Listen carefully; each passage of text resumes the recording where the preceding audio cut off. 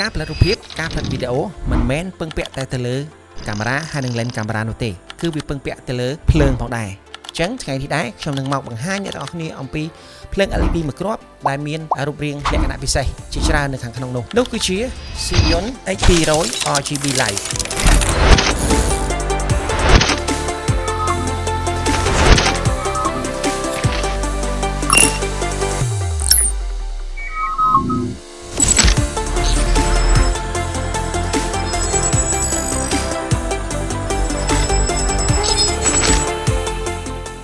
ភ្លើង RGB អាចបត់បែនកំណត់ពណ៌ទៅតាមចំណង់ចំណូលចិត្តរបស់លោកអ្នកទៅតាមស្ថានភាពឬស្ថានភាពដែលអ្នកទាំងអស់គ្នាចង់បានរចនារូបរាងតូចកម្លាំងភ្លើងខ្លាំងរហូតដល់200វ៉ាត់ងាយស្រួលសម្រាប់យកទៅតាមខ្លួនល្អសម្រាប់អ្នកបង្កើតរូបភាពបង្កើតមាតិកាឬក៏បង្កើតវីដេអូនឹងផងដែរមានមុខងារជាច្រើនប្រភេទដូចជា special effect ដែលមានបញ្ចូលទៅក្នុងភ្លើង LED នឹងតែម្ដង color temperature គឺចាប់ពី 2500K រហូតដល់ 1000K មានមុខងារ app ងាយស្រួលសម្រាប់កំណត់នៅលើ smartphone ផងដែរអាចប្រើប្រាស់ជាមួយនឹង power bank ឬមួយក៏ជាមួយនឹង V mount battery ការ design ជើងសម្រាប់ចាប់គឺ standard mount ដែលអ្នកទាំងអស់គ្នាអាចធ្វើការ mount ទៅលើ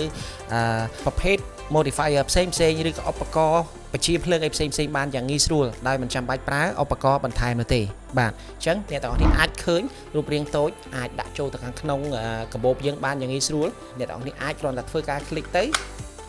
បាទអញ្ចឹងទូចអត់ធំទេងាយស្រួលសម្រាប់ប្រើប្រាស់នៅក្នុងស្ថានភាពផ្សេងបាទភ្ជាប់ជាមួយជើង V mount battery នឹងផងដែលងាយស្រួលដែលគ្រាន់តែដាក់បែបនេះទៅការស្រាច់អញ្ចឹងងាយស្រួលសម្រាប់អ្នកដែលមិនមានសមាជិកឬក៏ធ្វើការដោយតែឯងងាយស្រួលក្នុងការយកទៅតាមខ្លួនបាទ H200 RGB Light អ្នកទាំងអស់គ្នាអាចរកទិញបាននៅលើទីផ្សារប្រទេសកម្ពុជាយើង